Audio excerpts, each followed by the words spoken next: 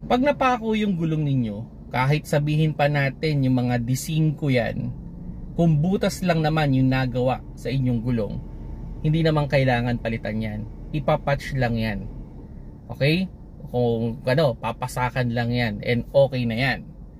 Now, yung pagkakataon na kailangan palitan ng gulong, kung sakaling yung pagkakabutas ng inyong gulong ay yung parang hiwa, sabihin na natin kahit 1 cm lang yan, mas okay na palitan na yan.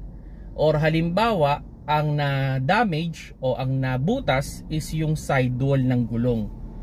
Yun, kailangan mo na talaga yun palitan. Or, pwede pa rin naman gawa ng paraan, pero ang ginagawa na dyan, hindi na patch o hindi na pasak. Kumbaga, parang binubulkanize na yan o niluluto na. Then, hindi na rin yan ideal na ilagay sa harap. Normally, kung gusto nyo talagang gamitin yan, nilalagay na lang sa likod yan. Okay? Or, ang isang suggestion dyan is hindi na yan ipapagamit sa inyo in your daily use, gagamitin nyo na lang siya as reserve.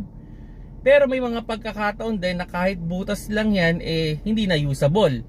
Like for example, ni-running flat ninyo yung gulong ninyo, nakayod yung loob, so kahit okay pa yung labas, kung kayod na yung loob, hindi na yun ideal din na gamitin.